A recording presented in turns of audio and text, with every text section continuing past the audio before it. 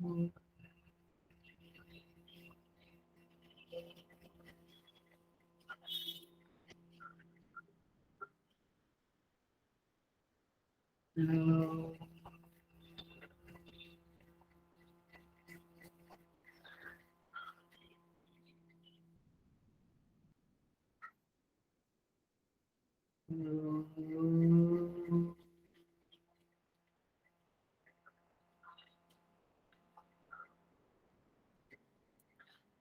सहना भवतु सहनौ भुनक्तु सह वीर्यं करवावहै तेजस्विनावधीतमस्तु मा विद्विषावहै।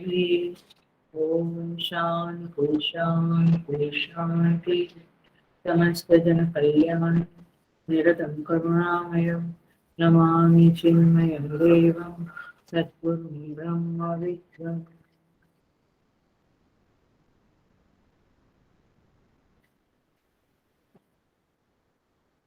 Hari Om. So I welcome you all with great love and great respect in this Dakshinamurti Stotram discourses.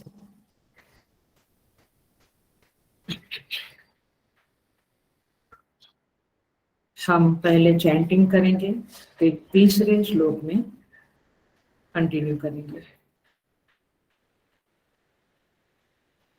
अथ ध्यानं मौनव्याख्या प्रकटितपर ब्रह्मतत्त्वं युवानं वसिष्ठान्ते वसतदशिगणैः आवृतं ब्रह्मनिष्ठैः आचार्येन्द्रं करकलितचिन्मुद्गमानन्दरूपं स्वात्मा रामं मुदितवदनं दक्षिणामूर्तिमीडे वटविटपि समीपे भूमिभागे निषण्णं सकलं जनानां ज्ञानदातारमहं त्रिभुवनगुरुमीशं दक्षिणामूर्तिदेवं जननमरणदुःखच्छेददक्षं नमामि। चित्रं वटतरोर्मूले वृद्धा शिष्या गुरुर्युवा गुरोस्तु मौनं व्याख्यानं शिष्यास्तु छिन्नसंशयाः निधये सर्वविद्यानां विषये भवरोगिणां गुरवे सर्वलोकानां दक्षिणामूर्तये नमः। ॐ नमः प्रणवार्थाय शुद्धज्ञानैकमूर्तये निर्मलाय प्रशान्ताय दक्षिणामूर्तये नमः। इति ध्यानं विश्वं दर्पणदृश्यमाननगरी तुल्यं निजान्तर्गतं पश्यन्नात्मनि मायया बहिर्भूतं यथा निद्रया यः साक्षात् कुरुते प्रबोधसमये स्वात्मानमेवाद्वयं तस्मै श्रीगुरुमूर्तये नमः इदम् श्रीदक्षिणामूर्तये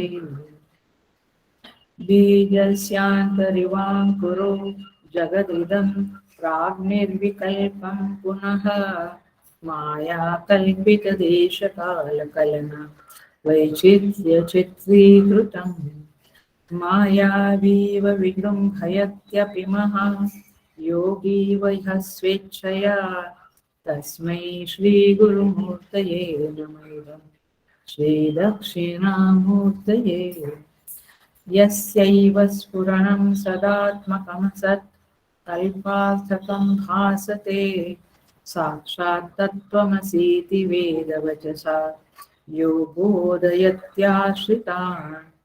यत् साक्षात् करणात् भवेत् न पुनरावृत्तिर्भवाम्भो निधौ तस्मै श्रीगुरुमूर्तये नमः इदम् श्रीदक्षिणामूर्तये।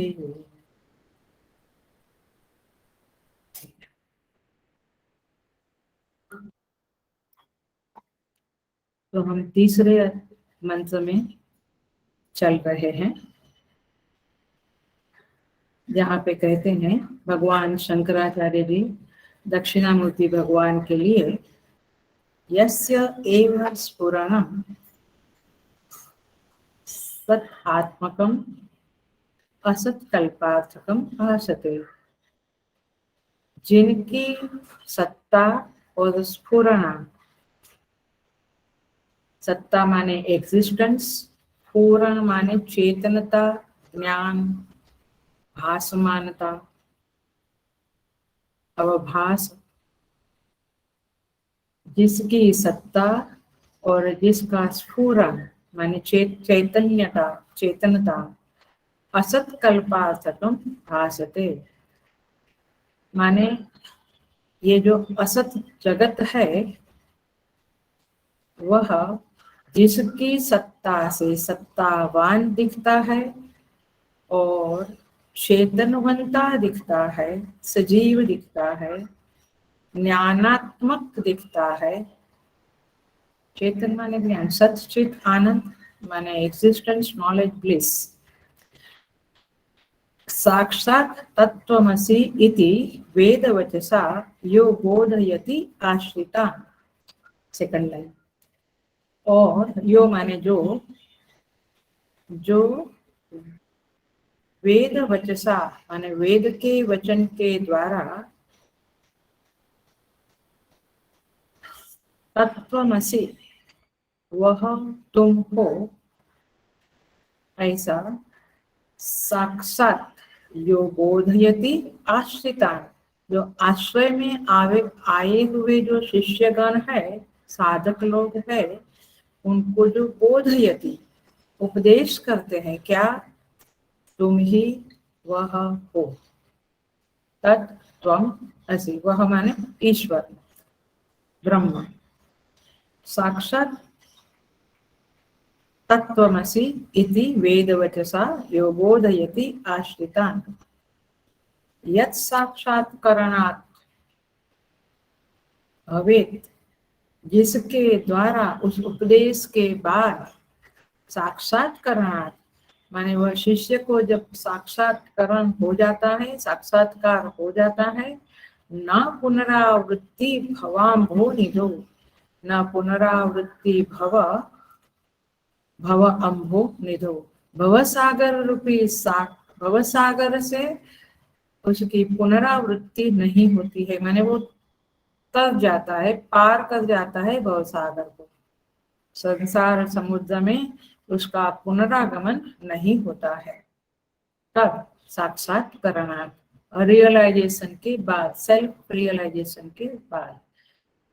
तस्मै श्री गुरुमूर्तये नमः, श्री दक्षिणामूर्तये। उस गुरुमूर्ति श्री दक्षिणामूर्ति भगवान को मेरे नमस्कार हो। इस तरह से यह तीसरा श्लोक यहाँ पे प्रस्तुत हुआ है। हमने पहली लाइन तो की है, पहली लाइन डील किया है लास्ट क्लास में। इस क्लास में हम सेकंड लाइन करेंगे।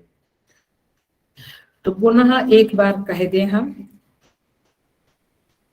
पहला श्लोक जो इस मंत्र में, इस दक्षिणामूर्ति स्तोत्र में है, वह तत्त्वमसि, सुना हुआ होगा सारे लोगों ने, तत्त्वम असि, ये तीन उसका संधि विच्छेद होता है। तो इसमें त्वम शब्द जो है, त्वम शब्द के का माने त्वम जो पद है वह पहले श्लोक के साथ डील होता है। दूसरा जो है, सेकंड जो तत् माने दूसरा श्लोक जो है वह तत्पद के साथ उसका विचार करना होता है। माने द्वितीय श्लोक में तत्पद का विचार किया गया है, अनुसंधान किया गया है, जगत कारण का निरूपण किया गया है। पहले श्लोक में त्वम पद का विचार किया गया है और जीव का संदर्भ में निरूपण और जगत के संदर्भ में निरूपण किया गया है। अब ये तीसरा जो पद है असि, पहला श्लोक त्वम पद के साथ, सेकंड तत्पद के साथ, तीसरा असि पद के साथ। तो जो असि है वो दोनों को जोड़ने वाला पद है। सो ये क्या कहता है तीसरा श्लोक? इस दक्षिणामूर्ति स्तोत्र का कि जो त्वम पद है और तत्पद है उसके बीच में ऐक्य है, दे आर नॉट डिफरेंट, उनमें अभेद है, अविरोध है। तो तत्पद है ईश्वर, सच्चिदानंद ब्रह्म बेसिकली, और त्वम पद है साक्षी चैतन्य। तो इस तरह से ईश्वर और जीवात्मा के बीच में कोई भेद नहीं है, दोनों का मूल स्वरूप सच्चिदानंद ब्रह्म ही है, आत्मा ही है, चेतन ही है। इस बात को ये श्लोक प्रतिपादन करने जा रहा है। पकड़ी बात आपने? उपाधि भेद के कारण जीवत्व और ईश्वरत्व है, लेकिन उपाधि जब हट गई, उपाधि माने ये तीन शरीर की उपाधि हट गई, तो उपाधि निर्मूल काल में दोनों में एकता है, ऐक्य है, दोनों एक ही है, ब्रह्म तत्व ही अवशिष्ट रहता है। इस बात को सदगुरु वेद वचन के द्वारा माने श्रुति प्रमाण के द्वारा उपदेश करते हैं, आत्मबोध का उपदेश करते हैं, और परिणाम स्वरूप वह जो शिष्य है वह इस उपदेश का मनन चिंतन निधिध्यासन करने के बाद उस सेल्फ रियलाइजेशन, उस आत्म साक्षात्कार की दशा को प्राप्त करता है और संसार समुद्र से उसका पुनरागमन नहीं होता है। तो ऐसे श्री गुरु सदगुरु श्री दक्षिणामूर्ति भगवान को हमारे नमस्कार हो। ऐसा आदि शंकराचार्य जी का यह तीसरा श्लोक है। क्लियर? यह जगत जो असत कल्पार्थकम है, पहली लाइन को थोड़ा टच करके आगे बढ़ती हूँ। असत कल्पार्थकम, ये जगत असत है ही नहीं, अथवा असत के समान है, क्योंकि दिखता है बट वास्तव में नहीं है। जैसे सर्प दिखता है लेकिन वास्तव में रज्जु ही है, वैसे जगत दिखता है लेकिन वास्तव में ब्रह्म ही है, उसके अलावा और कुछ भी नहीं। तो सत्ता और स्फूर्ति, स्फूर्ति माने ज्ञान, ये किसके द्वारा मिला हुआ है? उस ब्रह्म के द्वारा ही इस जड़ जगत को, क्योंकि माया जड़ है, इस जड़ जगत को ये सत्ता और स्फुरण मिला हुआ है। देखिए कैसे होता है। जैसे समुद्र है, पिछले क्लास में बताया था, जल है समुद्र का, अगाध जल है, और तरंगे है। तरंगों में जो जल आता है वो किसका है? समुद्र का है। तो वास्तव में तरंग की, वेव की, लहर की कोई सत्ता नहीं है, उसका कोई एग्जिस्टेंस नहीं है। वह अपने आप को जल के कारण प्रकट करने की सामर्थ्य रखता है। मैं स्लोली बोलती हूँ, आप शब्दों को पिकअप करते जाना, तत्व माने उसका तात्पर्य को पिकअप करते जाना। तो वह तरंग में स्वयं की सत्ता नहीं है और स्वयं को जाहिर करने का सामर्थ्य भी नहीं है। जाहिर करना माने ज्ञान। तो उसमें सत्ता और स्फूर्ति दोनों जल की तरफ से आती है। इसी तरह से इस जगत में जो सत्ता है, जो एग्जिस्टेंस है, हमें लगता है ये है, ये है, ये है, मैं हूँ, ये जो लगता है उसका कारण है वो सत्ता हमें उधार मिली है उस परब्रह्म से, तत्व से, चेतन से। और स्फुरण जो है, हमें ज्ञान होता है, ये है, ये वस्तु है, उसका ज्ञान होता है। स्फुरण, चैतन्य, नॉलेज, चिति तत्व, चिद विलास, जो भी कहो आप, तो सारे शब्द इसके साथ जाते हैं। तो पदार्थ को जो जो जानना है अथवा दूसरी भाषा में बोले तो पदार्थ जो अपने को जनाता है कि I am here, please know me, I am there, I am here. तो ये जो स्फुरन है वो कैसे होता है, एक दो लाइन बोलती हूँ, गहरी है बट देखना। ये मैं जानता हूँ ऐसा जो भान होता है, अवेयरनेस होती है, ये चैतन्य का सत्ता और स्फूर्ति के कारण ही होता है। माने ये जो आत्मचेतन है वो अंतःकरण के द्वारा इंद्रियों में जाता है और इंद्रियों के द्वारा विषय की ओर जाता है। आत्मचेतन माने वो स्फुरन, माने वो नॉलेज, वो ज्ञान स्वरूपता जो चेतन की है, उसमें से उधार जो अंतःकरण को ज्ञान सत्ता मिली है वह विषय की ओर जाती है, विषय को एनवलप करती है, घेरती है और फिर वापस अंतःकरण की ओर आती है, जैसे सूर्य प्रकाश का होता है। तो वो जो विषय को घेरा, एनवलप किया, वो विषय चित्त में आता है और हमें उसका ज्ञान होता है। विषय आता है माने विषय का ज्ञान आता है और हमें वो ज्ञान होता है।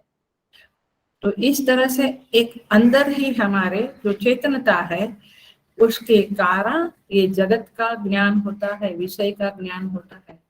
थोड़ा कुछ समझ में आ रहा है? अंदर ही चेतन है, वही चेतन सत्ता अंतःकरण को उधार मिलती है। जैसे बल्ब में विद्युत का प्रकाश आता है वैसे ही अंतःकरण में चेतनता का प्रकाश आता है। प्रकाश माने ज्ञान।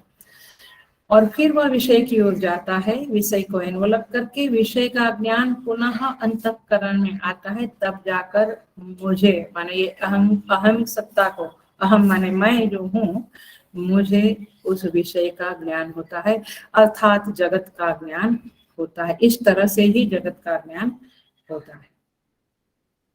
सो इसीलिए इसको कहते हैं स्फुरन माने ज्ञान। बट ज्ञान सत्ता मूलतः परमात्मा की है।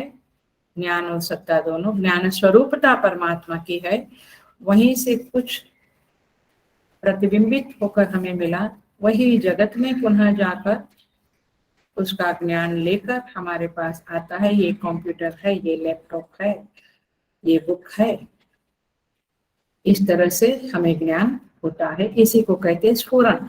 तो ये स्फुरन भी अथवा नॉलेज, ज्ञान स्वरूपता, क्षिति, चिद तत्व, ये हमारे अंदर से ही बाहर जाकर ज्ञान करता है।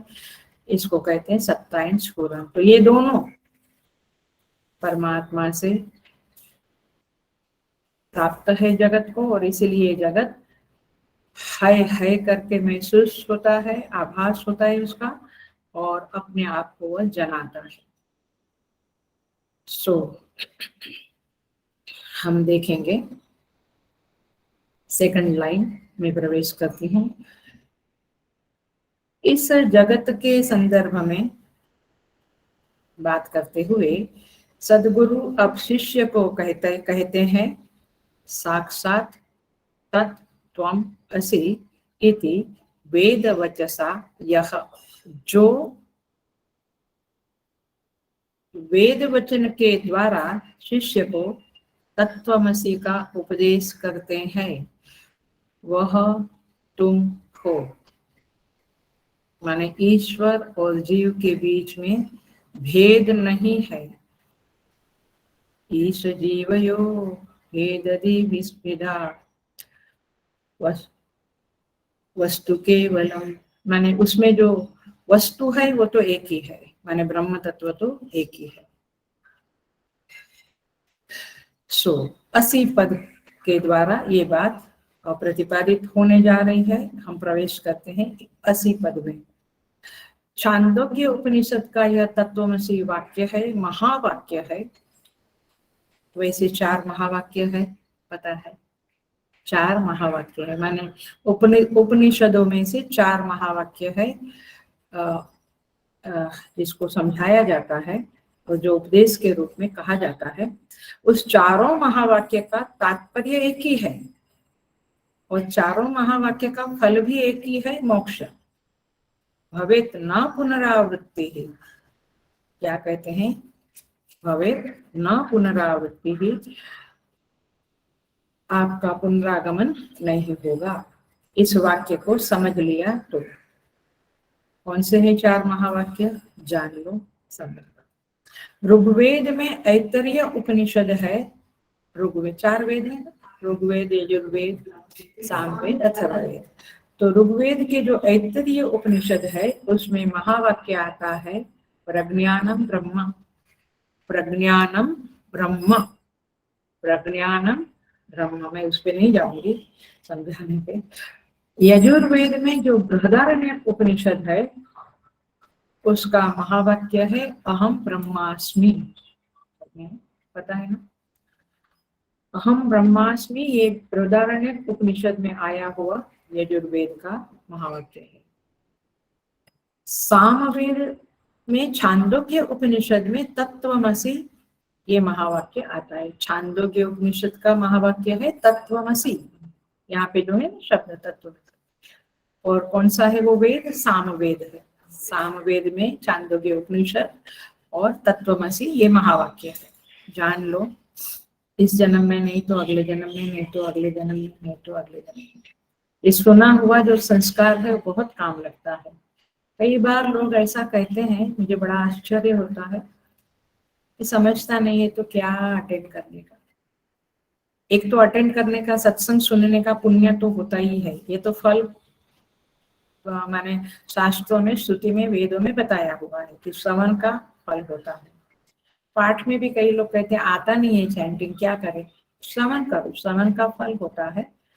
और दूसरी बात है कि श्रवण, जो श्रवण करने से चित्त में उसके संस्कार बनते हैं और वह संस्कार किसी न किसी जन्म में बाहर अनुकूलता मिलने पर, परिस्थिति की अनुकूलता मिलने पर अंकुरित होते हैं और फिर यात्रा आगे बढ़ जाती है। तो ये छोटी छोटी बातें हैं बट कई बार नहीं समझती है। सो आई थिंक तो इसलिए जो पाठ से भी कतराते हैं, शिव महिमा ललिता सहस्त्र नाम जो पाठ कर उससे कतराते हैं, वो सत्संग में नहीं समझता है करके कतराते हैं। ये लोग जरूर ध्यान रखें कि इसके फल होते हैं, पुण्य फल भी है और उसके बीज पड़ जाते हैं, वो बीज किसी जन्म में पक जाते हैं। और चौथा है अथर्ववेद में मांडुक्य उपनिषद है, यहाँ पे अयम आत्मा ब्रह्म ये महावाक्य है। अथर्ववेद, मांडुक्य उपनिषद, अयम आत्मा ब्रह्म, अयम आत्मा ब्रह्म, पकड़ा? ठीक है। तो इस तरह से 4 महावाक्य है चारों वेदों का। और इसमें से जो छांदोग्य का तत्वमसि है वो यहाँ पे आदि शंकराचार्य जी ने प्रस्तुत किया है, बताया है। तो ये तत्वमसि महावाक्य में 3 पद है, तत्, त्वम, असि, ये हमने बताया। ये तत्पद जो है, मैं दूसरी लाइन पे हूँ, आपको ख्याल में होगा, सेकंड लाइन चल रही है, साक्षात तत्वमसि। तो तत्पद जो है, पद में 2 चीज होती है, एक वाच्यार्थ होता है, एक लक्ष्यार्थ होता है। वाच्यार्थ माने सीधा सीधा जो अर्थ हमें वचन से मालूम पड़ता है उसे वाच्यार्थ, वाच्य अर्थ, वाच्यार्थ कहते हैं। वह क्या है, तत्पद माने ईश्वर, तत् माने ईश्वर। और ज्यादा कठिन नहीं है आज का क्लास, लेकिन ध्यान देना पड़ेगा। और लक्ष्यार्थ जो है वह क्या है, वो लक्षणावृत्ति से अभिप्रेत होता है, माने उसका अर्थ सीधा सीधा शब्द सुनने से नहीं मालूम पड़ता है, लेकिन उसका जो अभिप्रेत अर्थ है उसे लक्ष्यार्थ कहते हैं। मैं एग्जाम्पल देती जाऊंगी तब पता चलता जाएगा आपको। तो इसका तत्पद का लक्ष्यार्थ है शुद्ध ब्रह्म, वाच्यार्थ है ईश्वर, पकड़ा? वाच्य माने सीधा सीधा, तत्व माने ईश्वर, लेकिन उसका लक्ष्यार्थ है शुद्ध ब्रह्म। तो तत्पद के 2 तरह से अर्थ है, वाच्यार्थ ईश्वर, उपाधि युक्त है, जगत कारणत्व बताता है, और जो लक्ष्यार्थ है वो निरुपाधिक है और अधिष्ठान तत्व का निर्देश करता है। उसी तरह से त्वम पद है, त्वम पद का वाच्यार्थ जीवात्मा है। त्वम पद माने जीव, जो उपाधि युक्त है, कार्य है, और उसी त्वम पद का जो लक्ष्यार्थ है वह कूटस्थ साक्षी चेतन है। ज्यादा हो गए, धीरे धीरे बोल रहे। लक्ष्यार्थ क्या है? कूटस्थ, जो साक्षी है। साक्षी पता है अंदर रहता है बाहर रहता है? साक्षी कहाँ रहता है? अंदर रहता है बाहर रहता है? अंदर रहता है। ओके, अंदर रहता है माने जब अंदर के उस तत्व को निर्देश करना है तो साक्षी बोलते हैं, साक्षी चैतन्य, जो अंतरात्मा और साक्षित्व का सूचक है। हुआ तत्पद, त्वमपद, असीपद। असीपद जो है वह तत्पद और त्वम पद को जोड़ने वाला पद है। तत् त्वम असि, वह तुम हो। तत् माने वह, त्वम माने तुम, असि माने हो, वह तुम हो, ऐसा इसका मीनिंग होता है। सो दोनों पदार्थों का जो ऐक्य है वह असी पद से अभिप्रेत होता है। तो सूचन क्या है यहाँ पे? अंडरस्टैंडिंग क्या करनी है कि तत्पद और त्वम पद के लक्ष्यार्थ में कोई विरोध नहीं है, भेद नहीं है। तत्पद और त्वम पद का लक्ष्यार्थ जो है उसमें कोई भेद नहीं है। तत्पद का लक्ष्यार्थ क्या बताया था? ब्रह्म। और त्वम पद का साक्षी, तो साक्षी और ब्रह्म में कोई भेद नहीं। साक्षी तो एक देह की उपाधि के संदर्भ में नाम रखा है, बट है दोनों एक। तो लक्ष्यार्थ में भेद नहीं है, लेकिन तत् और त्वम शब्द में उपाधि भेद है। तो इस तरह से असी पद जो है वह चेतन को सूचित करता है। हो गया? 4 महावाक्य समझा, तत्वमसि शब्द को थोड़ा सा समझा ऊपर से, और अब हम आएंगे और एक बात के ऊपर जरा सा ये समझ लें। जब महावाक्य को हमें समझना होता है तो हमें उस शब्द में रहने वाली जो शक्ति है उसका विचार करना पड़ेगा।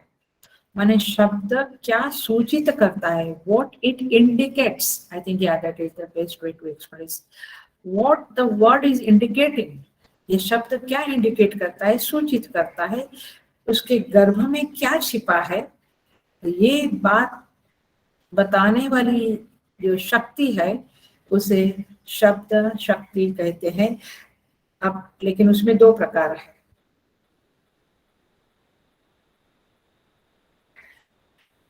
उसे अभिधा कहते हैं और शक्ति कहते हैं, शक्ति वृत्ति कहते हैं अथवा अभिधा कहते हैं।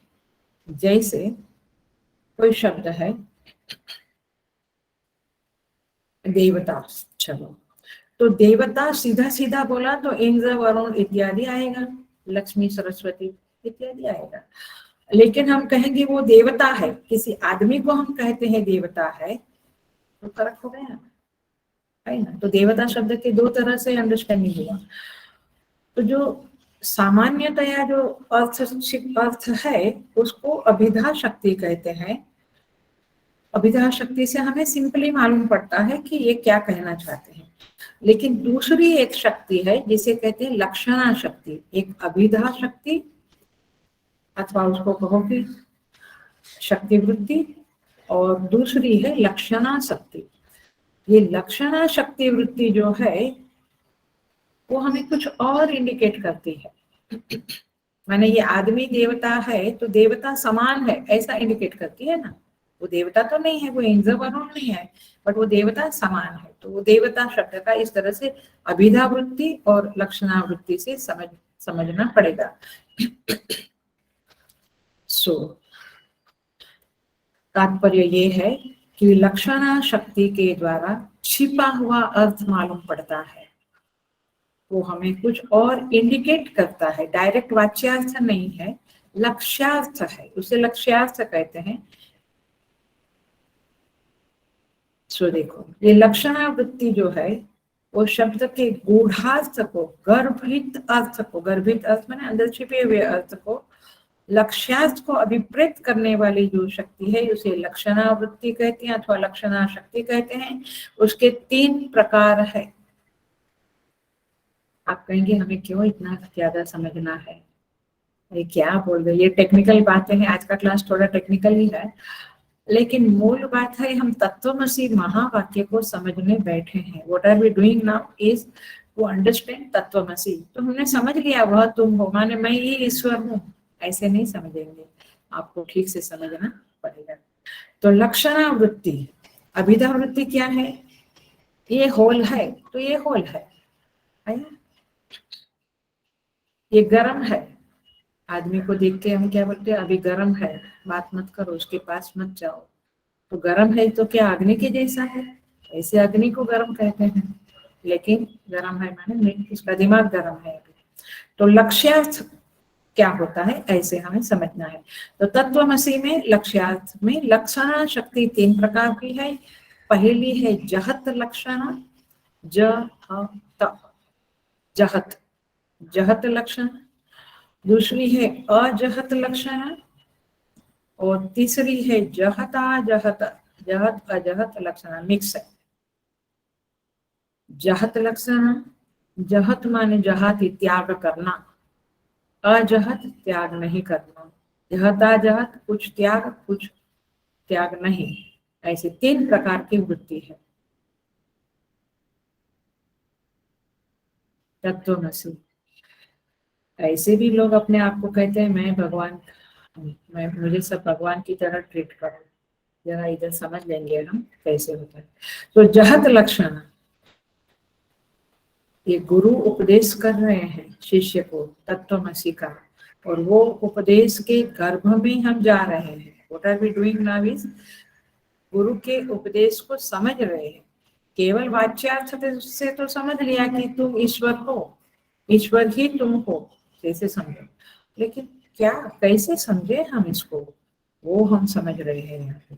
सो जहत लक्षणा वृत्ति का अर्थ है, अथवा जहत लक्षणा का अर्थ है कोई पद होता है माने छोटा वाक्य या पद, उसका त्याग हो जाता है। जहत, जहत माने क्या हो, जहत माने त्याग। तो कोई पद का वाच्यार्थ का त्याग हो जाता है। आपको नहीं समझता है तो आंख बंद करके शांति से बैठो, कोई प्रॉब्लम नहीं, क्योंकि थोड़ा सा टेक्निकल है, बट समझ गया तो आप बोलेंगे वाओ इट्स सो ग्रेट। तो वाच्यार्थ का संपूर्ण त्याग हो जाता है। वाच्यार्थ माने उसका जो मीनिंग है सिंपल, अभी एग्जांपल दूंगी तो बिल्कुल समझ में आ जाएगा। तो वाच्यार्थ का त्याग होकर वाच्यार्थ से संबंधित जो सूचित अर्थ है, हेलो, यहाँ से फुल अटेंशन से सुनना पड़ेगा। वाच्यार्थ से संबंधित जो सूचित अर्थ है उसका ग्रहण होता है, वाच्यार्थ का त्याग हो जाता है। वाच्यार्थ से सूचित संबंधित क्लोज मीनिंग जो है, इंग्लिश में शायद समझेगा, क्लोज मीनिंग है उसको आपको ग्रहण करना होता है, उसे जहत लक्षणा वृत्ति कहते हैं। और बहुत बार जीवन में, दिन में 100 बार या 10 बार हम इस जहत लक्षणा का प्रयोग करते हैं, बट ये टेक्निकल वर्ड है तो हमें लगता है भारी भारी है। देखो एग्जाम्पल,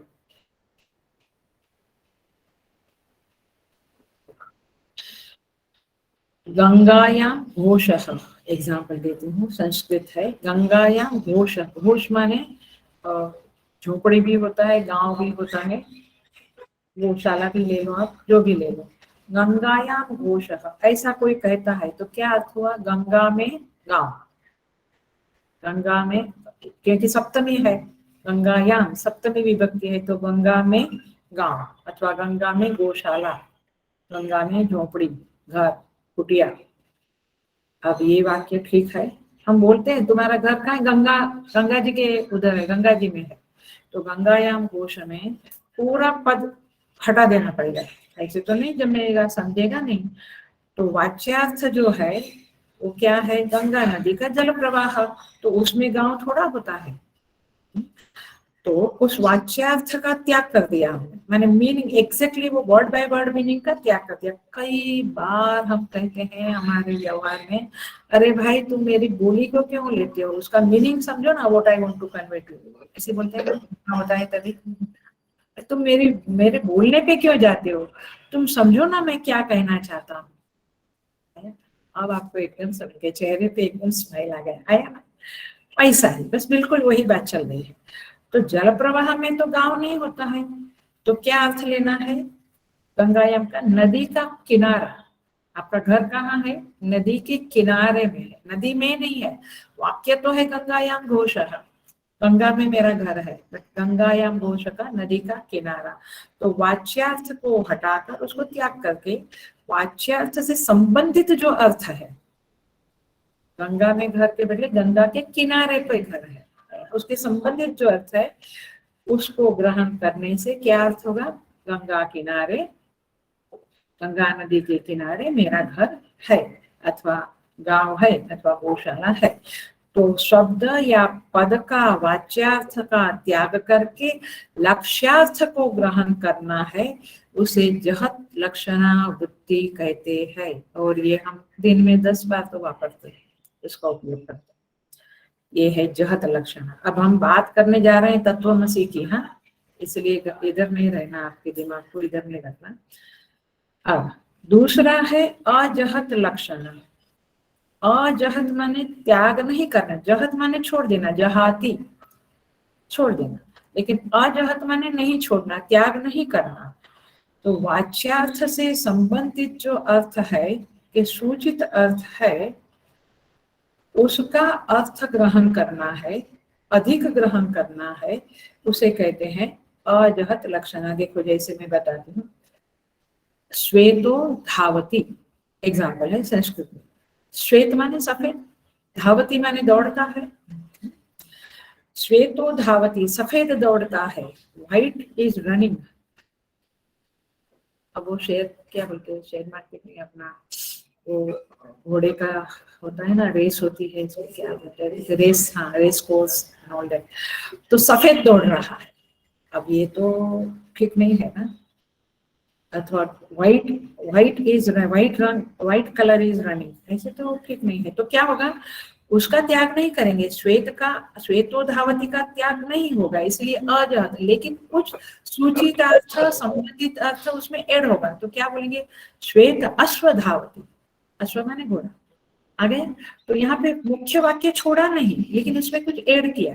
जबकि जहत लक्षण में क्या है, मुख्य वाक्य को छोड़ के और तरह से उसको लिया, गंगा के किनारे।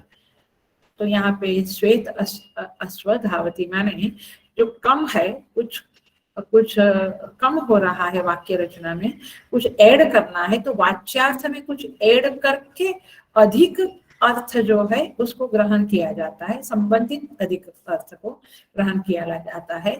तो इस तरह से व्हाइट रंग का घोड़ा दौड़ रहा है, व्हाइट हॉर्स इज रनिंग, ऐसे हम कहेंगे। बट हम बोलते हैं सिंपल, व्हाइट वाला दौड़ रहा है।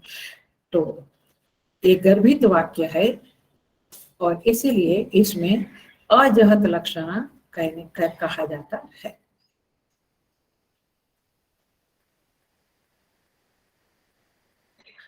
अब कहते गरम है, माने क्या, तपेला गरम है, गरम है तपेला। अब क्या कहेंगे, गैस जल रहा है, अथवा माने वस्तु, वो तपेला ऊपर रख रहा है, उसमें कोई वस्तु है वो जल रही है। तो हम आधा अधूरा जो वाक्य बोलते हैं तो उसको जहत लक्षणा और अजहत लक्षणा से समझना है। अब तीसरा है जहता जहत लक्षण, माने जहत लक्षण भी है, अजहत लक्षण भी उसमें है। एक तीसरी लक्षणा वृत्ति है, और इसको भी हम दिन में 10 बार यूज करते हैं। देखिए, कोई पद या शब्द है, उसका जो वाच्यार्थ है, सीधा सीधा जो अर्थ है, उसमें से कुछ विरोधी जो है जो वाक्य में, उसको त्याग कर देना है, इसको कहेंगे जहत लक्षण।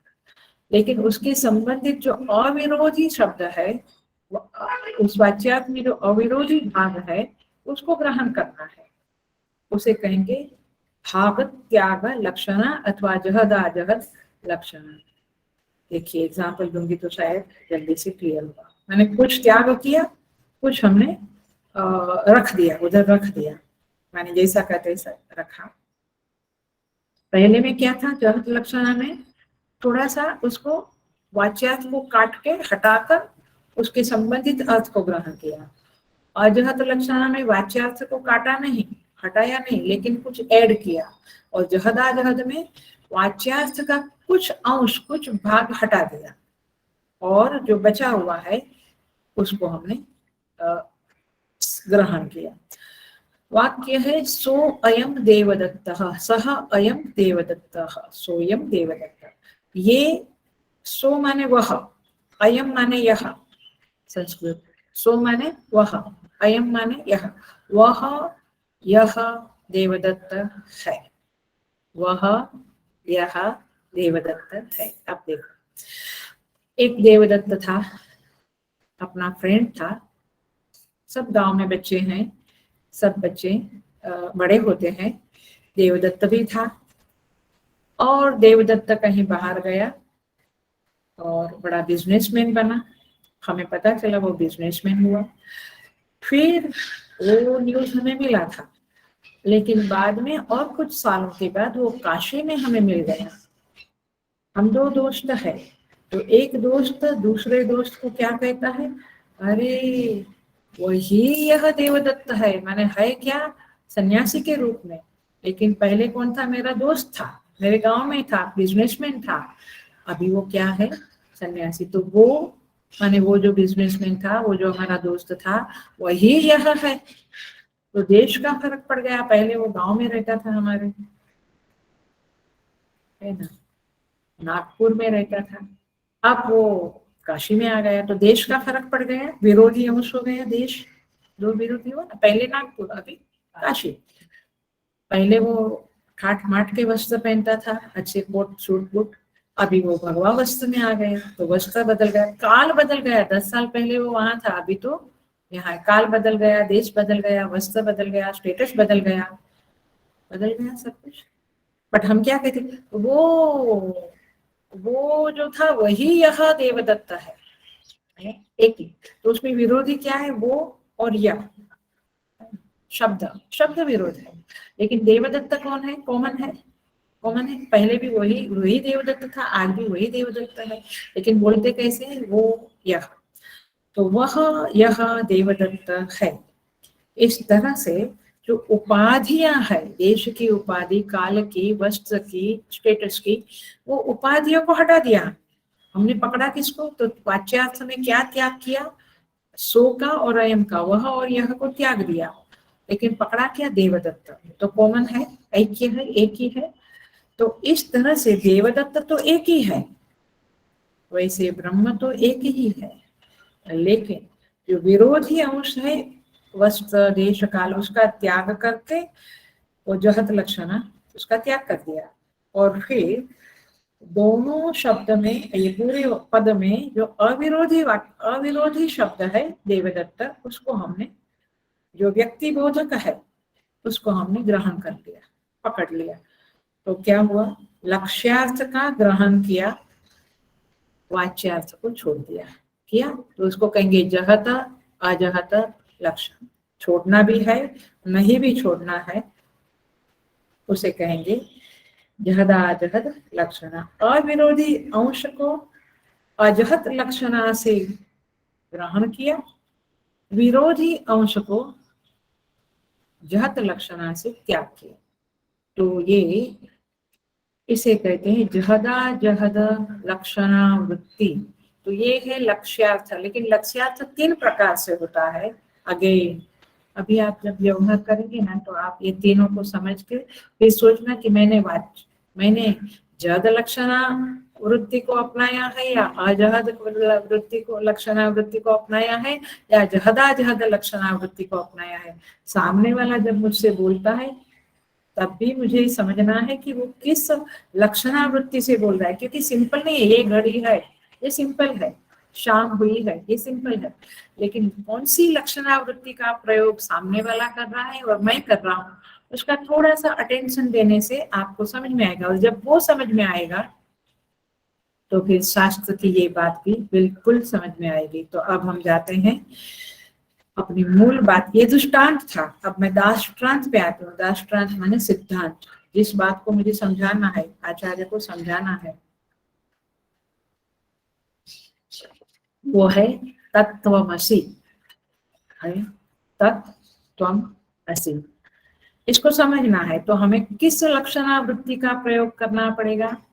तो हमें जहदा जहद लक्षणावृत्ति का प्रयोग करना पड़ेगा, क्योंकि तत्पद है, त्वम पद है, लेकिन असि पद भी है।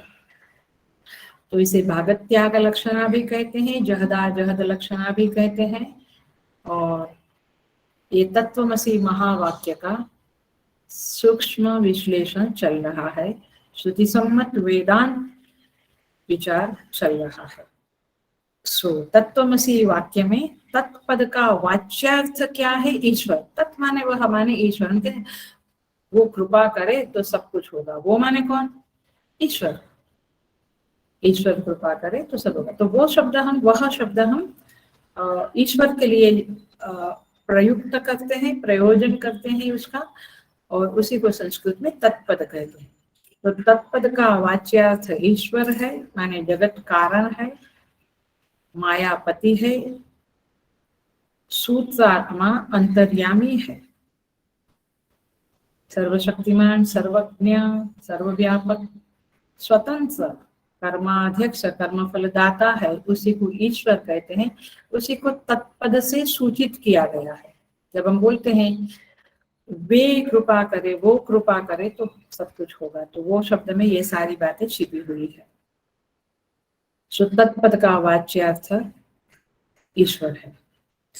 अब तत्पद से एकदम विरुद्ध जो शब्द है वो त्वम पद है। त्वम पद माने जीवात्मा, त्वम पद माने जीवात्मा, पकड़ा? तो जीवात्मा जो है वो स्वतंत्र है? बिल्कुल नहीं। वो तीनों लोक का नाथ है? बिल्कुल नहीं। घर का भी शायद नाथ नहीं है कभी कभी। सर्वज्ञ है? बिल्कुल अल्पज्ञ है। ज्ञान स्वरूप है? बिल्कुल अज्ञानी है। असमर्थ है, तीन अवस्थाओं में घूमने वाला है, ईश्वर का कार्य है, परिचिन्न है,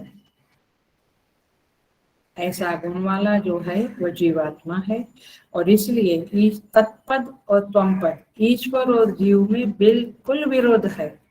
लेकिन श्रुति माता कहती है, छांदोग्य का ये महावाक्य बोलता है तत्त्वम असि, वह तुम हो। How can it be?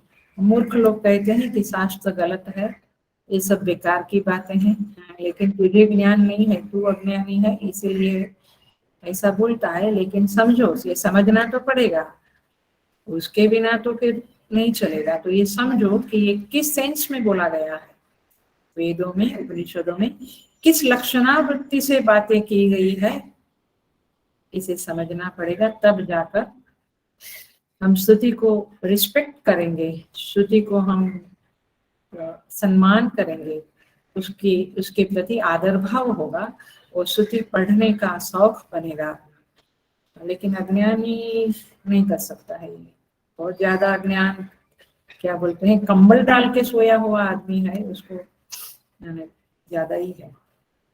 सो जीव और ईश्वर के गुण धर्म विरुद्ध है, वो मूल गुण धर्म नहीं है, क्योंकि ये वाच्यार्थ है। सो अयम देवदत्त, तो वहां से वह देवदत्त जो बिजनेसमैन था और यह देवदत्त जो सन्यासी है, तो दोनों तो विरुद्ध है। सन्यास गृहस्थाश्रम से विरुद्ध। तो उसका त्याग करके हमने क्या पकड़ा? देवदत्त को पकड़ा। तो हमें समझ में आया कि वो देवदत्त है। ऐसे ये जो तत्पद ईश्वर है और त्वम पद जीवात्मा है, उसके जो गुणधर्म है, उपाधि के गुणधर्म है, उस उपाधि के गुणधर्मों का अथवा उपाधि का त्याग किया, जहत लक्षण। उपाधि का त्याग किया, और दोनों पद में जो बचता है वो क्या है? ब्रह्म। माने ईश्वर का लक्ष्यार्थ निरुपाधिक ब्रह्म है, और जीवात्मा का भी लक्ष्यार्थ है साक्षी चैतन्य। वो दोनों तो एक ही है। आया? वाच्यार्थ छोड़ दो, वाच्यार्थ में उपाधि के गुणधर्म आएंगे, उपाधि को छोड़ दो, तो जो बचता है, जो लक्ष्यार्थ है, वह क्या है? शुद्ध ब्रह्म, अथवा वो शुद्ध ब्रह्म ईश्वर में लक्ष्यार्थ बचता है, और जीवात्मा में साक्षी चैतन्य लक्ष्यार्थ बचता है। तो इन दोनों में तो अविरोध है। हेलो, क्या बोल रही हूँ मैं?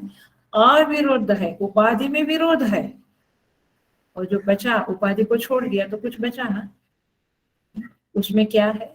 अविरोध है, तो ऐक्य है। तो इस तरह से कुछ छोड़ा, कुछ नहीं छोड़ा, कुछ त्याग किया, कुछ त्याग नहीं किया, विरोधी अंश का त्याग किया, अविरोधी अंश को ग्रहण किया, तो हमें तत्वमसि महावाक्य को समझने के लिए प्रेरणा मिलती है। तो ये अब समझा, ये लक्षणा बुद्धि क्यों समझनी पड़ेगी? क्या वाच्यार्थ, क्या लक्ष्यार्थ, क्या जहद लक्षणा, अजहद लक्षणा, जहदा जहद लक्षणा, ये तीनों जब हम समझ जाएंगे। वैसे मैं सच कहती हूँ कि जब आप थोड़ा सा अपने जीवन के साथ देखेंगे, तो ये तीनों लक्षणावृत्ति और वाच्यार्थ वृत्ति, दोनों, चारों का हम यूज करते हैं। माने लक्षणावृत्ति और वाच्यार्थ वृत्ति से ही हम समझते हैं, बोलते हैं, जानते हैं। और लक्षणावृत्ति में जहद लक्षणा, अजहद लक्षणा, जहदा जहद लक्षणा, ये तीनों लक्षणावृत्ति का प्रयोग करके ही हम बोलते हैं।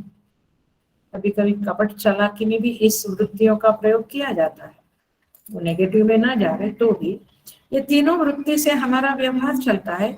अब हम इसको वेदांत की दृष्टि से देखते हैं, तो जहदा जहद लक्षणा वृत्ति ही तत्वमसि महावाक्य को समझाने के लिए प्रयुक्त की गई है वेदों के द्वारा और आचार्य के द्वारा। आचार्य हमें इस जहदा जहद लक्षणावृत्ति से तत्वमसि शब्द को समझा रहे हैं।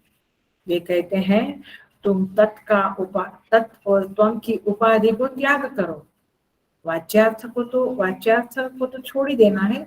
लक्ष्यार्थ में भी जो उपाधि है उसको छोड़ दो, और जो उपाधि को छोड़ने के बाद, त्याग करने के बाद जो बचता है, वह है ब्रह्म। ये उपाधि किसने ओढ़ी है? ब्रह्म ने ओढ़ी है, ब्रह्म ने ओढ़ी है आखिर में।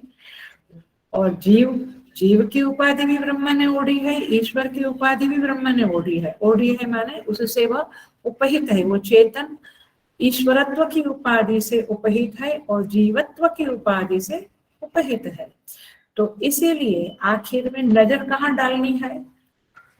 जहदा जहद लक्षणावृत्ति के द्वारा उस निरुपाधिक ब्रह्म के प्रति नजर डाली, तो ऐक्य मालूम पड़ता है, ऐक्य का ज्ञान होता है ना। ओके, मैं आई अंडरस्टैंड कि कई लोग पहली बार ये सब सुनते हैं तो थोड़ा डिफिकल्ट जाएगा, बट इट्स ओके। पहले कहा वैसे बीज तो पड़ जाएगा, शब्द तो कान में आ जाएगा, कभी ना कभी ईश्वर कृपा से समझ जाएंगे। तो तत्पद त्वम पद का जो सामानाधिकरण है, तो उसका लक्षित अर्थ है वह है शुद्ध चैतन्य अद्वय एक ब्रह्म, ये उसका अर्थ है। और वह शिष्य जब ग्रहण करता है तब उसे मनन चिंतन के लिए सुविधा मिलती है, और फिर वह निधिध्यासन करके यत् साक्षात्करण, वो उस साक्षात्कार को कर लेता है।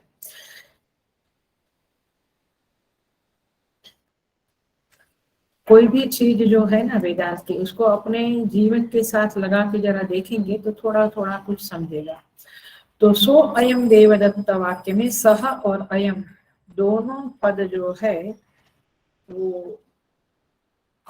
त्याग करके जो देवदत्त है उसका ग्रहण होता है। वैसे तत् और त्वम पद का त्याग करके जो शुद्ध ब्रह्म है, अविरोधी अंश है उसमें, उसका निरुपाधिक अंश है, उसका ग्रहण होता है।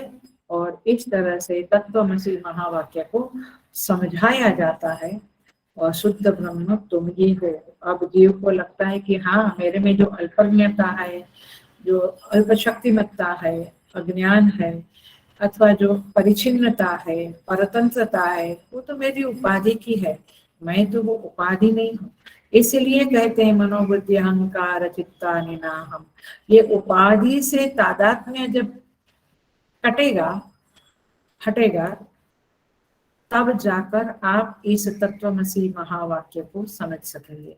सारा तमाशा ये उपाधि का है, उपाधि के साथ तादात्म्य का है, उपाधि का भी नहीं है। उपाधि के साथ तादात्म्य जो करके बैठा है जीव, उसके कारण वह बंधन में है। तो मुक्ति कैसे होगी? वो तादात्म्य को तोड़ना है, अर्थात उपाधि को त्याग करके माने और उसको निगेट करके, उसका बाध करके, ये भी एक टेक्निकल वर्ड है, समझे वो समझे, नहीं तो ठीक है। उसका बाध करके, बाध करना माने उसको निसत्व बना देना, उसकी कोई, उसके प्रति कोई कीमत नहीं है, कोई मूल्य बुद्धि महत्व बुद्धि नहीं है, तब जाकर तादात्म्य कटेगा। इसलिए तो तपस्या है, इसलिए संयम है, इसलिए सारी उपासनाएं, सारे यज्ञ कर्म, दान कर्म, तप कर्म, सब इसी के लिए है, वो तादात्म्य कटे। अर्थात तादात्म्य का जो तादात्म्य है वो हट जावे, बाध हो जावे उपाधि का, तो फिर ब्रह्म तत्व का साक्षात्कार हो सकता है। इस तरह से यहाँ पे फलित होता है कि तत्वमसि महावाक्य के द्वारा साक्षात्कार होता है। इसलिए एक बात और समझ लें हम, फिर आगे के और एक क्लास लगेगा इस, क्योंकि तीसरी लाइन भी नहीं हुई है हमारी, और एक क्लास लगेगा, लेकिन थोड़ा सा टच करती हूँ मैं। ये महावाक्य की इन बात से किसी को ऐसा लगता है कि जीव तो ईश्वर का अंश है, ऐसे बोलते हैं ना हम लोग, बहुत जगह पे ऐसे बोलते हैं, ममैवांशो जीवलोके जीवभूत सनातन, गीता में आता है। तो वहां पे विशिष्ट अद्वैत श्री रामानुजाचार्य जी ने उसको अंश बताया है, वो टॉपिक अलग है, हम वहां डील नहीं करेंगे। लेकिन वेदांत कहता है कि ईश्वर माने जीव ईश्वर का अंश भी नहीं है, ईश्वर का या ब्रह्म का विकार भी नहीं है। कौन है जीव? यहाँ पे कहते हैं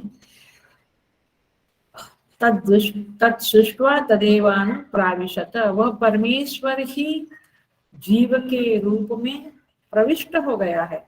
तो वहां कोई विकार नहीं है, वो जैसा का तैसा है। यदि वो अंश के रूप में, क्योंकि जीव ही ब्रह्म है, तो यदि वो अंश के रूप में होता तो फिर वो तो सृष्टा नहीं होता, वो सूर्य हो जाता था, तो विकारी हो जाता था। लेकिन वो विकार नहीं है, वो अंश नहीं है, जीव ईश्वर का अंश नहीं है, जीव और ईश्वर में अभेद है। कैसे? बार बार बोला है, फिर भी बोलती हूँ, जैसे घटाकाश और महाकाश। घट की उपाधि के कारण उसे छोटा कहते हैं हम, अल्प कहते हैं, लेकिन वह आकाश, वो घटाकाश जब समझ जावे कि मैं ही आकाश हूँ, और मठाकाश भी समझ जावे कि मैं ही आकाश हूँ, तो फिर ये उपाधि का क्या मतलब रहा? मतलब वो अंश नहीं है उसका, वो हम व्यवहार में भाषा में बोले तो बोले, लेकिन रियलिटी में, वास्तविकता में वो आकाश ही है। सारे आकाश के गुणधर्म उस आकाश में है।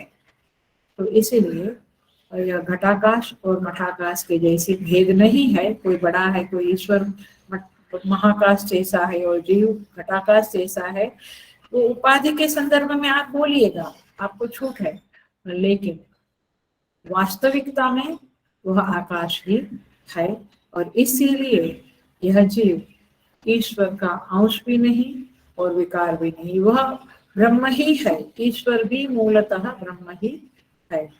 इस तरह से मानसोल्लास वार्तिककार भी कहते हैं, निरंशो निर्विकारो असौ श्रुत्या युक्त्या च गम्यते।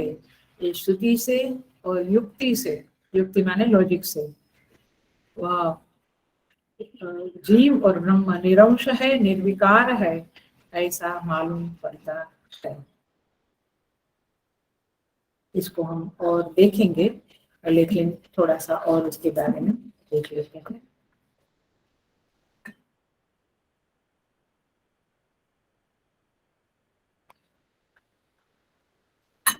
और एक शब्द है यहाँ पे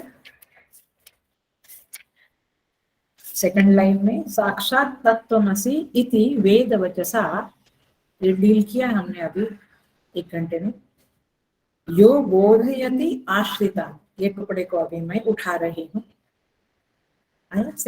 सेकंड लाइन में यो बोधयति आश्रिता, यो माने जो माने दक्षिणामूर्ति भगवान अथवा गुरु अथवा महापुरुष, जो आश्रितान बोधयति, जो आश्रित हुए शिष्यों को, साधकों को बोधयति, उपदेश करते हैं। क्या उपदेश करते हैं?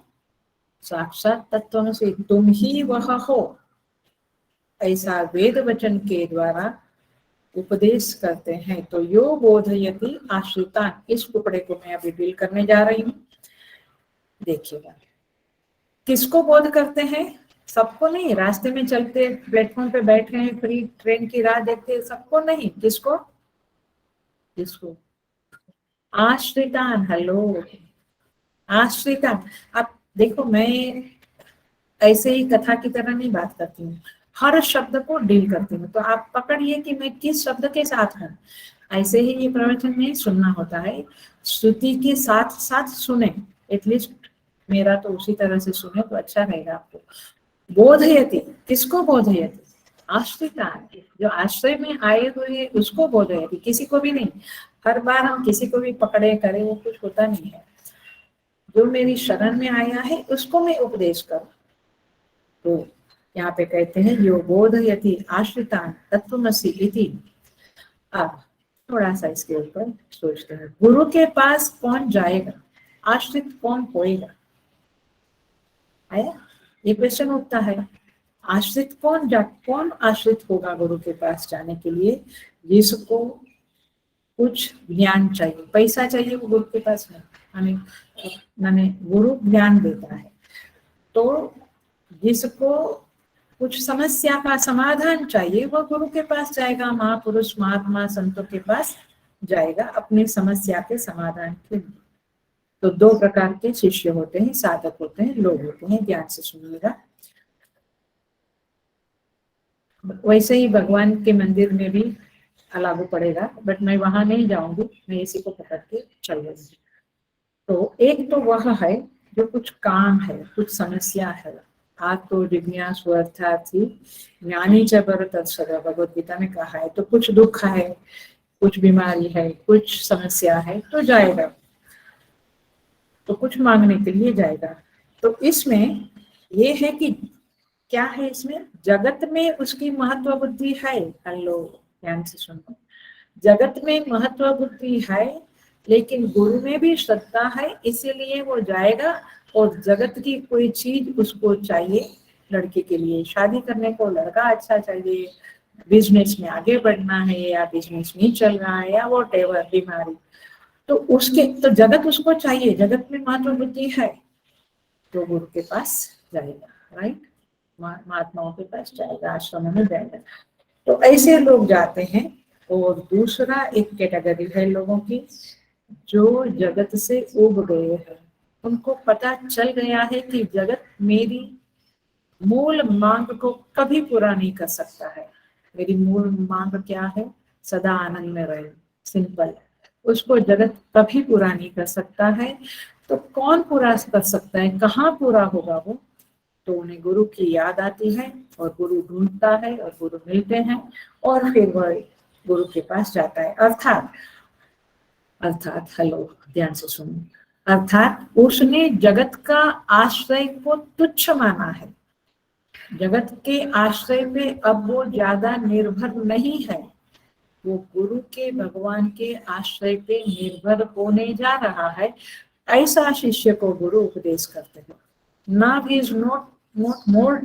is no more depending upon the world, but he knows कि Guru will be able to give me what I want. मैंने मुझे जो परमानेंट आनंद चाहिए, सदा आनंद चाहिए अथवा आत्मज्ञान चाहिए, वो गुरु दे सकेगा जगत में। तो अपने कार्य की सिद्धि के लिए वह अब जगत की ओर नहीं देखता है, जगत का आश्रय उसका छूटता जा रहा है और ईश्वर का आश्रय उसका बढ़ता। आश्रय माने भरोसा, याद रखना, आश्रय माने भरोसा। तो जिसका गुरु में भरोसा हो गया है, ईश्वर में भरोसा हो गया है, ऐसे लोग, और जगत में भरोसा बहुत न्यून हो गया है, कम हो गया है, वेरी लेस, वे लोग गुरु के पास जाएंगे और ऐसे लोगों को गुरु आश्रय देंगे, उपदेश देंगे। आ रहा है। तो गोस्वामी जी कहते हैं, तुलसीदास जी महाराज, बिन गुरु कोई की ज्ञान, ज्ञान की हो ये विराग बिन। कहते गुरु के बिना ज्ञान नहीं मिलता है और ज्ञान की हो ये विराग बिन, वैराग्य के बिना भी ज्ञान नहीं मिलता है। हेलो, नस दब गई हमारी, दब गई। ज्ञान तो चाहिए लेकिन वैराग्य, हम जगत को भी प्यार, हम में ताकत है, जनक महाराज में ताकत थी ना, हम जगत को भी प्यार करेंगे, उसको भी गले लगाएंगे और भगवान को भी गले लगाएंगे। क्या कहते हैं, प्रेम गली अति साकरी दो ना समाये, ताई दो ना समाये। प्रेम गली अति साकरी, उसमें दो नहीं समाएगा, जगत भी और ईश्वर भी नहीं। तो बिना गुरु के ज्ञान नहीं हो सकता, बिना वैराग्य के ज्ञान नहीं हो सकता। तो चूंकि उस साधक को वैराग्य बढ़ने लगा है तो वह गुरु के पास जाता है। ऐसे शिष्य को गुरु बोधयति, उपदेश करते हैं। मुंडकोपनिषद कहता है, परीक्ष्य लोकान कर्मचितान ब्राह्मणाः निर्वेदम आयात नास्ति अकृता कृतेन। परीक्ष्य लोकान, ये जगत की परीक्षा कर ली, परीक्षा माने एग्जामिन कर लिया, ये जगत क्या है, कितना खोखला है, क्या दे सकता है, क्या वास्तव में जगत मुझसे, जगत प्रेम करने लायक है, ये क्वेश्चन करें। जरूरत है उतना ठीक है, लेकिन जरूरत भी यदि मेरे भगवान से पूरी हो गई तो जगत को ठुकराने में कोई डर नहीं है, कोई भय नहीं है, लेकिन करना पड़ेगा। परीक्षा लोकान कर्मचितान, ये कर्म से, कर्म लोक जो है, कर्मकाल लोक जो है, उसकी परीक्षा करके ब्राह्मण, विद्वान लोग, निर्वेदम आयात, निर्वेदम माने वैराग्य को प्राप्त कर लिया है उन्होंने, उनको वैराग्य हो गया है जगत से, और नास्ति अकृत कृतेन, वे समझ गए हैं कि जो अकृत है, अकृत माने परमेश्वर, जहाँ कर्म नहीं है, कर्तृत्व नहीं है, कुछ नहीं, अकृत कृतेन, कुछ कर्म करने से उस अकृत की प्राप्ति, उस परमेश्वर की, उस आत्मज्ञान की प्राप्ति नहीं होगी। वे जब समझ गए, ऐसे लोग गुरु के पास आते हैं, उन्हें गुरु बोधयति। तो आश्रितान शब्द का अर्थ समझ में आया। आश्रित कौन है? जिसको जगत से थोड़ा वैराग्य हो गया है और जिसे भरोसा हो गया है कि गुरु के पास जाने से ही मुझे सुख शांति मिलेगी। तद भी बाकी के लोग पछाड़ रहे हैं, मस्तक जैसे दीवार में पछाड़ना होता है, वैसे ही जगत में अपना खोपड़ी खपा रहे हैं, लेकिन एक दिन समझिएगा कि ये जगत मुझे क्या दे सकता है। कुछ शरीर को, उपाधियों को दे सकता है, ऐसा नहीं है, लेकिन जो मुझे चाहिए, मैं जो हूँ, तो मैं क्या चाहता हूँ वास्तव में, गाड़ी बंगलो क्यों चाहता हूँ, आनंद चाहता हूँ। वो आनंद कितना अंश में जगत आपको दे सकता है, उसके बारे में सोचिएगा। तद विज्ञानार्थम स गुरुमेवाभिगच्छेत् समित पानी श्रोत्रियम ब्रह्मनिष्ठा। श्रुति कहती है तद विज्ञानार्थम, उसका ज्ञान प्राप्त करने के लिए, उसका माने उस परम तत्व का, उस ब्रह्म का ज्ञान प्राप्त करने के लिए स गुरुम एव अभिगच्छेत्। श्रुति कहती है कि उसको गुरु के पास ही जाना पड़ेगा। गुरु एव अभिगच्छेत्, समित पानी, हाथ में समित लेके श्रोत्रिय ब्रह्मनिष्ठ गुरु के पास जाना ही पड़ेगा। गुरु बिना ज्ञान कहाँ, गुरु के बिना ज्ञान नहीं है। तो इस तरह से यह शब्द जो है बड़ा कीमती शब्द है। ऐसे आचार्य शंकराचार्य जी की तो हर शब्द कीमती है। तो यो बोधयति आश्रिता, वे आश्रित लोगों को बोध करते हैं तत्वमसि। तो और एक बात इसके संदर्भ में हम समझ लेते हैं, गुरु कैसे बोध करता है। गुरु बोध करते हैं, कैसे करते हैं? जो बुद्धि का विषय ही नहीं, उसका बोध सामने वाले की बुद्धि में कैसे एंट्री करेगा? आ रहा है पकड़ में? बुद्धि का विषय, जैसे ये घड़ी है, ये लैपटॉप है, ये टेबल है, ये लाइट है, ये हॉल है, ये बुद्धि का विषय है, उसको समझता है कि ये है, परिचिन्न है चीजें। लेकिन जो अपरिचिन्न परम तत्व है, उसका बोध गुरु कैसे करता है? तो गुरु अपनी बुद्धि के बल पे, हल्लो, ये खास समझ लेना, बिल्कुल समझ लेना, गुरु अपनी बुद्धि के बल पे बोध नहीं करता है। तो कैसे करता है? श्रुति को आधार बना के, श्रुति के बल पे, श्रुति बल पे वह बोध करता है। श्रुति को आधार बनाकर बोध करता है। अपनी बुद्धि में कुछ पूरित हुआ और कुछ बोल दिया, फिर तो वो सत्संग नहीं होगा शायद। एक्सप्लेनेशन के लिए अलग बात है, बट जो मूल सिद्धांत है वो कुछ भी स्फुरित हुआ और कुछ भी बोल दिया, तो अपनी बुद्धि के बल पे जब बोला जाता है तो उसमें अहंता का अंश होता है। मैं हल्का फुल्का बोलती हूँ, लेकिन आप समझ जाना। और इसीलिए जो बुद्धि का विषय जिसे बनाया नहीं जाता है, वो बुद्धि बल पे उसका बोध नहीं किया जाता है। केवल परंपरा से, श्रुति वचन से, गुरु परंपरा से ही ये बोध होता है। और इसलिए कहा है कि वेद वचसा यो बोधयति। पकड़ा ये शब्द को? मैं दोनों वाक्य को कनेक्ट करती हूँ। आगे क्या वाक्य बोला था? यह साक्षात तत्वमसि इति वेद वचसा बोधयति यो बोधयति आश्रिता। तो वेद वचन से, परम गुरु परंपरा से, श्रुति वचन से, श्रुति के आदेश से वह बोध करता है। और वेद वाणी के अलावा कोई वाणी नहीं होती है उसके बोलने में। तो इसीलिए यह तत्व उस तरह से वह समझाता है, और वह वेदवाणी है जिसके द्वारा तत्व समझा जाता है और समझाया जाना चाहिए। और इसलिए शास्त्र को बहुत पकड़ के रखना है। लौकिक जगत अलग है, शास्त्र अलग है। बहुत बार लौकिक जगत कहता है कि बचपन से क्या मंदिर में जाना है, ये क्या समझना है, लेकिन शास्त्र कहता है ये नहीं समझा तो तू मूर्ख का मूर्ख ही इस दुनिया से वापस जाएगा। तुझे लगता है कि तू बड़ा बुद्धिमान होकर इस जगत की विदा ले रहा है, बुद्धि को बड़ा डेवलप किया है, लेकिन नहीं, वेद वचन ही तुम्हें वाइज बनाएगा, विद्वान बनाएगा, समझदार बनाएगा और जीवन में आनंद खुशियां देगा। तो इस तरह से यह बोधयति आश्रिता उसको उपदेश करते हैं। इस तरह से यहाँ पे सेकंड लाइन हमने किया, तीसरी लाइन हम अगले क्लास में करेंगे। और एक प्रश्न ये जो थोड़ा सा डील किया मैंने कि जीव ईश्वर का अंश है, ये मानना गलत है।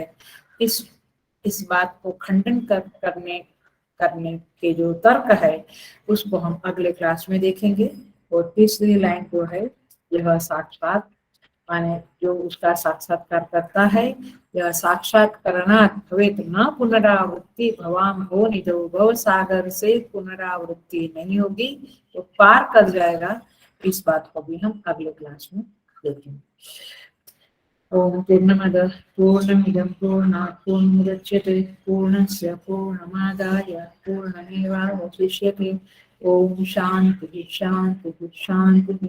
हरि ओम। श्री गुरुभ्यो नमः। हरि ओम।